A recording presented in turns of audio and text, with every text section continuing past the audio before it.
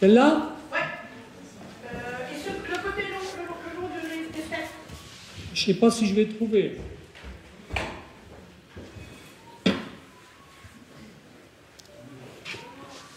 Là, ça fait un peu un noir dans le noir, quand même. Voilà, je souris, alors.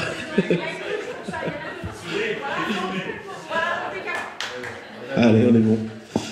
Donc, rebonjour. Excusez-moi, je connais pas par cœur. Hein. Vas-y. Là, j'ai improvisé. Hein. Donc, du coup, je viens vers vous, devant vous, pour vous parler un petit peu de notre état de la justice. Alors, il y a pas mal de vidéos qui circulent actuellement, notamment d'anciens magistrats, d'anciens avocats, qui dénoncent des choses extrêmement importantes. Et c'est important aujourd'hui qu'on fasse un point sur ce qu'on peut faire et ce qu'on ne peut pas faire dans la justice, et ce qui marche et ce qui ne marche pas. Alors, je me présente. Donc, je m'appelle Emmanuel Descorrets. J'ai été créateur d'une entreprise en 2011 dans le dépannage automobile, et je travaillais pour les autorités. Notamment, j'avais des agréments de marché public. C'était une société qui avait 9 salariés, 5 en CDI, et je travaillais en tant que gardien de fourrière pour des réquisitions judiciaires. Et c'est tout simple, mon histoire elle est un peu simple, c'est-à-dire que à partir d'un certain moment, quand j'ai commencé à bien marcher, en fait j'ai le procureur de la République qui a décidé de ne plus me payer. Voilà, tout simplement. Vous avez entendu ce qu'il a dit? Le procureur de la République. Voilà. Donc c'était le Marc Simamonti à Lyon. Donc j'ai une reconnaissance de dette de la part du procureur qui me dit en gros, je suis dans la situation d'avoir la fiche de paye, mais j'ai pas eu le virement. Voilà. Mais bon, il y a eu des conséquences, hein, puisque la société a été fermée. Et la créance existe encore. Voilà. Donc c'est 10 ans après. Voilà, c'est quelqu'un qui a été liquidé parce que c'était l'État qui lui devait de l'argent. Vous vous rendez compte? C'est l'État qui lui devait de l'argent. Et vous verrez dans la vidéo avec Emmanuel Macron que je le tiens au courant de ça. Et à l'heure d'aujourd'hui, j'ai eu 6 de ces ministres qui m'ont écrit en me disant votre dossier est en attente. Mais ça fait 10 ans. Voilà. C'est formidable. Bah oui. De ça, il y a eu des conséquences, des dommages collatéraux comme vous avez tous eu. Notamment, je me suis retrouvé à la rue pendant 2 ans. Et évidemment, comme j'avais plus d'argent, on m'a piqué mes enfants. Voilà. Voilà le triptyque infernal. Pas d'argent, la rue, pas d'enfants. Vous avez vu? Ça s'est passé exactement comme ça. Et c'est l'État qui lui devait de l'argent. Hein? Voilà. Alors ce que je veux dire à tous, je vais essayer quand même de donner de l'espoir dans ce, on va dire, je ne sais même pas comment on peut définir ça, dans cette cabale juridique qu'on subit tous. Alors il y a un mot qui était très important qu'a dit hier Hélène, c'est que les juges rejugent, alors qu'ils n'ont absolument pas le droit de le faire. Alors depuis, je me suis énormément battu, et puis j'ai étudié le droit, et j'ai fait pas mal de synthèses, et notamment, il n'y a pas que les avocats qui ont le droit de vous défendre. D'ailleurs, dans un tribunal, vous pouvez vous faire défendre par n'importe qui est bien sûr majeur. Voilà, vous pouvez vous faire défendre par n'importe qui.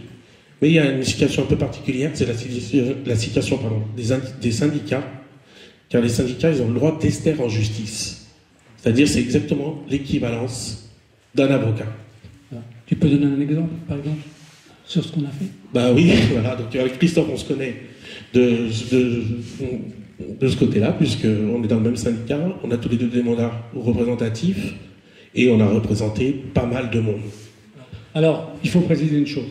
On a surtout un mandat avec un syndicat auquel j'appartiens, auquel on a travaillé ensemble, qui s'appelle Syndicat France TPE. France, très petite entreprise. Ouais. On a le droit de remplacer n'importe quel avocat dans n'importe quel tribunal de commerce. D'accord? Et de prendre à contre-pied tous les menteurs qui sont en face. Et alors attention, parce que ça ne se limite pas qu'au tribunal de commerce. C'est absolument partout. Donc là, je vais vous parler un petit peu du droit, pour vous montrer un petit peu ce qu'on peut faire et ce qu'on ne peut pas faire. Alors déjà, je vais vous parler de hiérarchie des normes. Est-ce que vous connaissez ce que c'est? Oui, non, pas trop? Pas trop?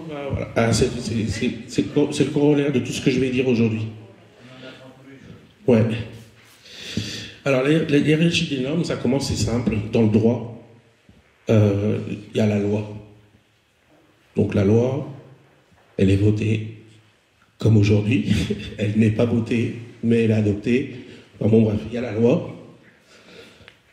Alors, j'ai oublié une petite étape. Avant la loi, il y a les décrets. Parce que les décrets, c'est les décrets d'application en général.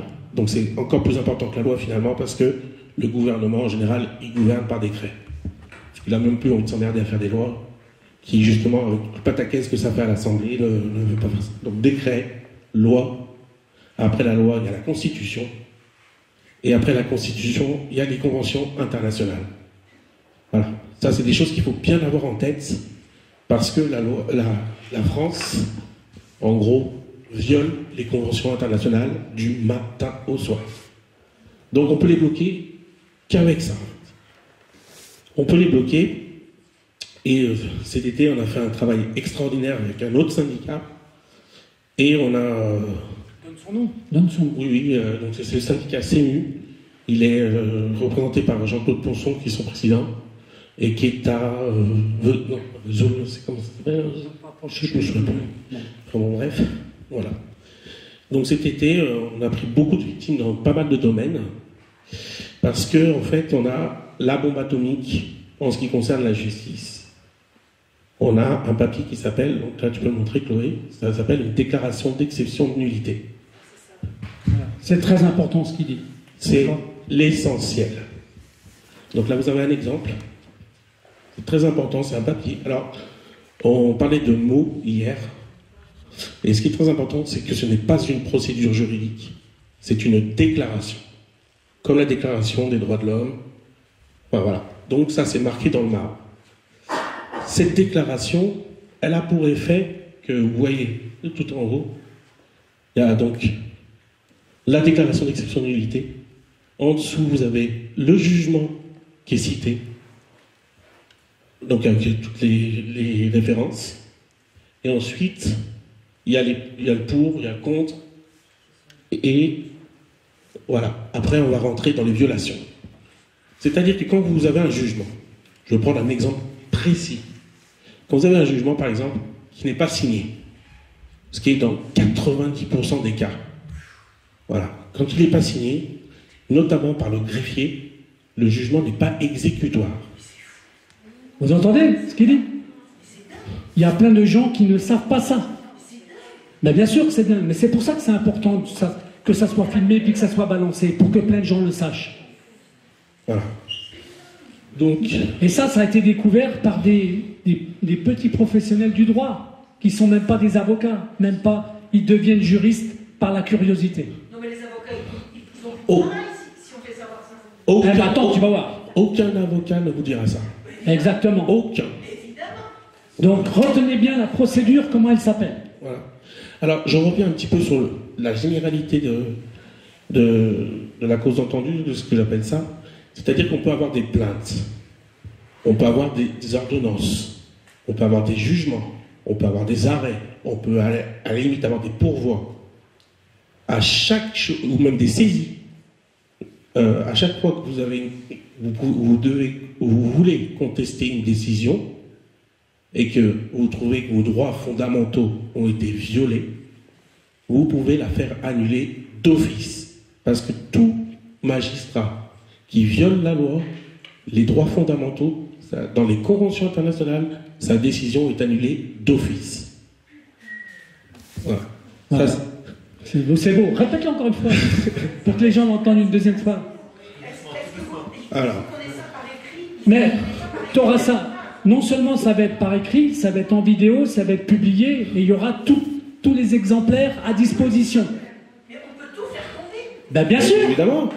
Évidemment. Bien sûr. On est là pour ça d'ailleurs. Hein. On est là pour ça. Alors, pour la petite histoire.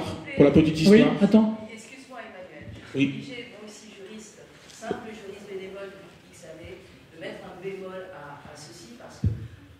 effectivement, la hiérarchie des normes, on doit la respecter, mais déjà depuis 2 ans, au travers de la pandémie, les avocats ont inventé toutes ces conventions internationales qui ont été violées par nos gouvernements, et les juges qui l'entendaient ont toujours rejeté leur requête.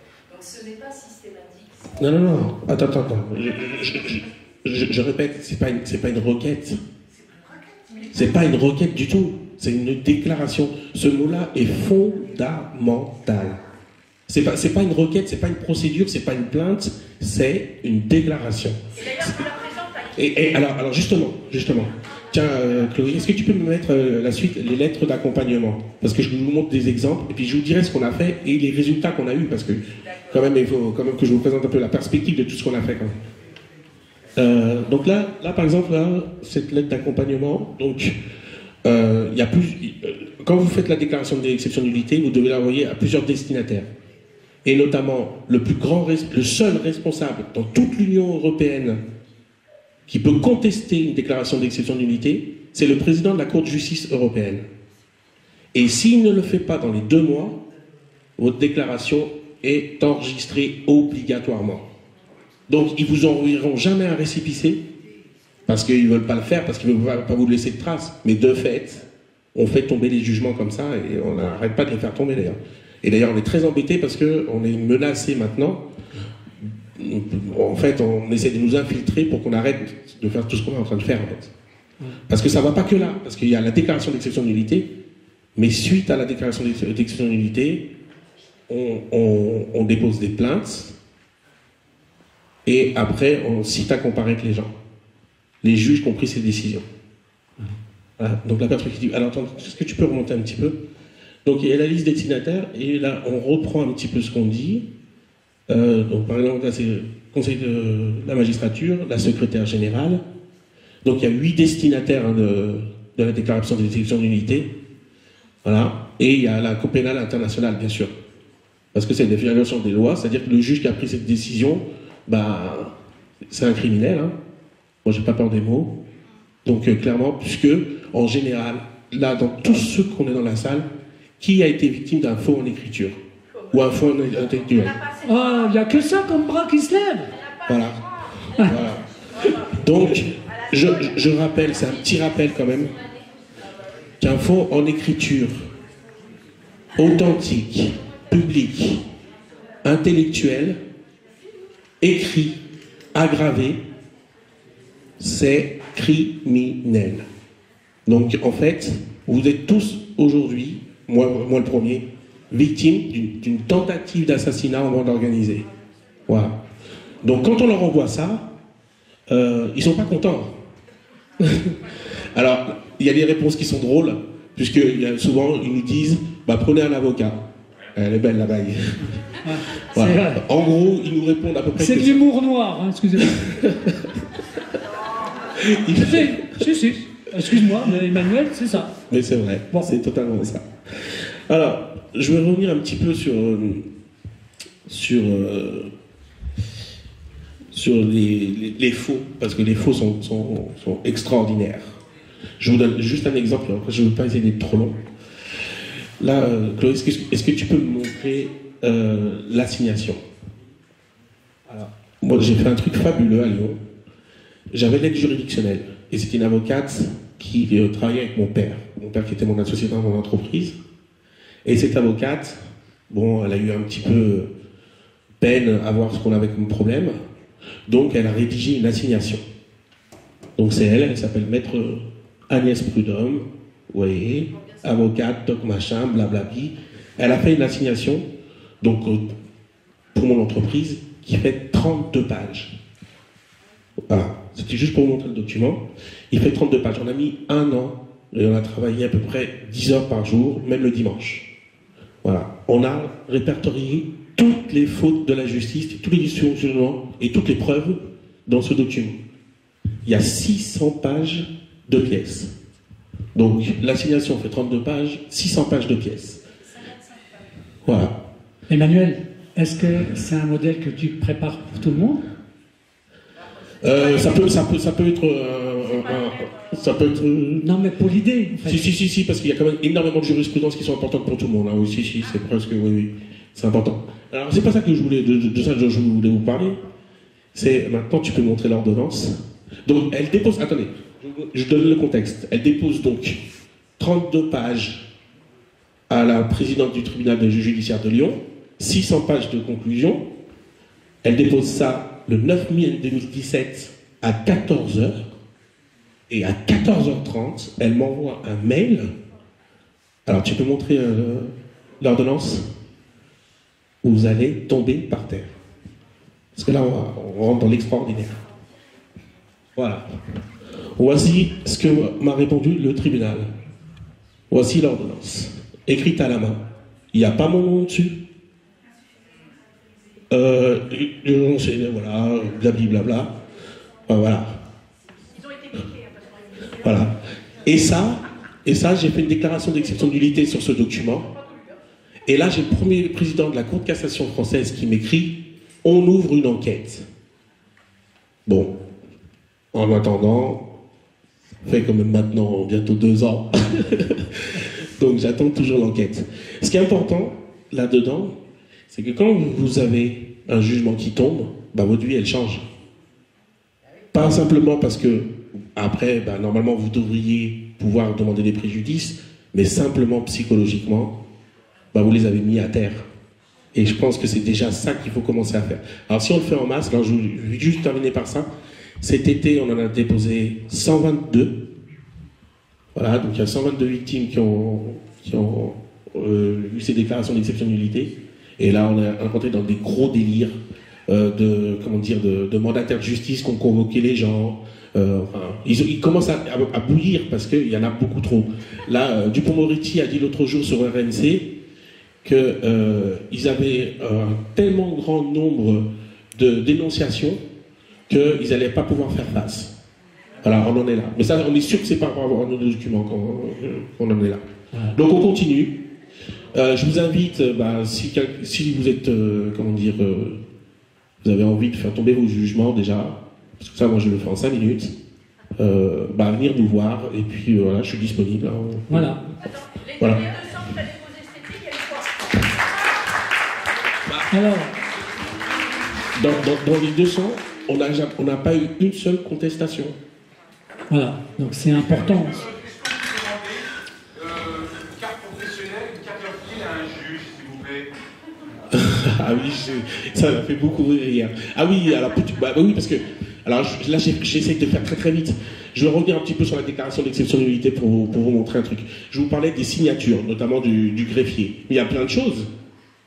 Quand on a un procès, on doit être convoqué par notification et signification. Si c'est pas fait, la convocation, vous n'allez même pas au tribunal. Moi, c'est ce que j'ai fait devant le juge d'application des peines. Elle m'a convoqué, j'y suis même pas allé. Non, mais je voulais savoir. Voilà. Tu me parles Si on passe devant un tribunal, parce qu'on a peur, on passe devant un tribunal. Ouais. Mais La première chose, quand on passe devant un tribunal, il faut demander le mandat au juge et sa pièce d'identité. Et s'il ne le fait pas, vous pouvez repartir les mains dans les poches. Il n'a rien le droit de dire. le juge, il n'est pas tout seul, il est toujours. Ah, mais à tous, même greffier. D'accord. Toute la composition du tribunal, vous leur demandez votre mandat et votre pièce d'identité. C'est-à-dire que moi, par exemple, on va dire que vous êtes un juge, je me présente devant vous. Ouais. Moi, je vais être intimidé. Ouais. Mais faut pas. Est-ce que j'ai le droit de demander au juge Ouais. sa carte d'identité et un mandat qui prouve qu'il peut me juger? Voilà, il faut lui demander. S'il ne vous la présente pas, il viole les droits fondamentaux. Et qu'est-ce que vous faites? Vous laissez même parler, vous virez, vous faites ce que vous voulez, et vous repartez, puis après, vous allez faire tomber sa décision, quoi qu'il arrive. Donc, voilà. Mais il faut revenir à la source du problème. C'est exactement la même chose que dans toutes les procédures. La chose que tu vas chercher, c'est le premier des mensonges. Quand tu vas chercher le premier des mensonges, tu peux contrer tous les autres. Et je vous donne un exemple très concret. Dans les liquidations judiciaires, pour parler que de ça, le premier des mensonges, c'est le dernier rapport d'un mandataire judiciaire. C'est le premier des mensonges qui provoque une liquidation judiciaire. Donc là, Si tu vas chercher ça, le premier mensonge, tu es capable de contrer à peu près tout. Ben, c'est comme pour le placement des enfants. Attendez, C'est comme pour le placement des enfants. Alors, quand je parle des violations des droits fondamentaux, il y a des principes simples. Il y a le droit à la défense. Donc déjà, si vous êtes représenté par un avocat, vous avez le droit à un procès équitable. Donc avoir des conclusions écrites avant le procès. Sinon, si vous n'avez pas ça, bah, ça ne sert à rien. Oui, mais là, vous avez le droit au contradictoire. Normal, ça c'est la base, quoi. La question, elle est simple. Ouais. Tous, qui n'ont pas été très instruits, ou des gens comme moi, quand pour X raison on est présenté devant un tribunal, on peut dire, monsieur le juge, veuillez me présenter votre carte d'identité, votre carte professionnelle. Oui. On a le droit de demander ça. Oui, c'est un droit. C'est la première chose qu'il faut que tu lui demandes. Non, mais les juges qui sont à côté, enfin les personnes qui sont à côté de lui, on a le droit aussi de leur demander à tous ces magistrats-là. Oui. Et surtout le ministère public, surtout le procureur et le procureur général. Parce que, en fait, je vais vous le dire comme je le pense, mais tout ce qui se passe dans notre pays, c'est fait par qui? Par le parquet. C'est le procureur, le ministère public qui valide les fautes d'écriture, qui valide les fausses plaintes, qui vous poursuit ou qui ne vous poursuit pas. C'est schizophrène ce qui se passe en France. C'est-à-dire qu'on a le procureur. Alors, en plus, on nous parle d'indépendance de la justice. Parce que quand vous en revenez aux politiques, quand les politiques, vous les mandatez, vous leur dites j'ai eu cette décision, elle est complètement débile, ben, ils vont vous dire la séparation des pouvoirs. Mais qui est le garant de la justice? C'est le président de la République. Et qui nomme les procureurs et procureurs généraux? C'est le président de la République. Sur le décret dont je vous parlais tout à l'heure. Oui.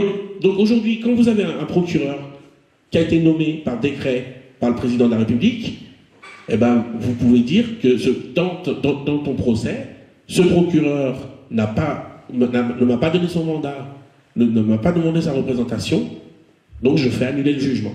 Donc ça veut dire que si vous parlez de décret, ça veut dire que au nom de l'Assemblée générale, l'Assemblée générale promulgue ce qui suit. Si ça c'est pas marqué, le décret n'est pas valable.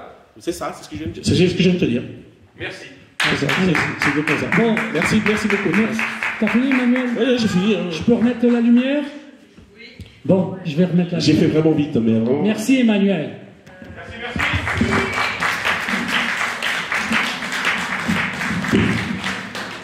En fait, c'est une décision qui est caduque, qui n'existe pas.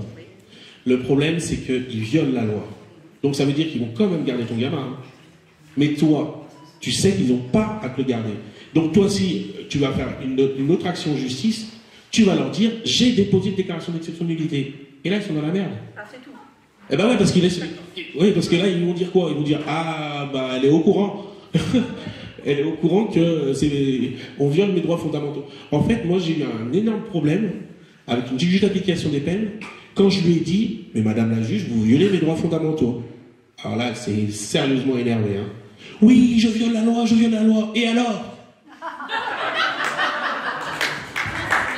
Bon, voilà.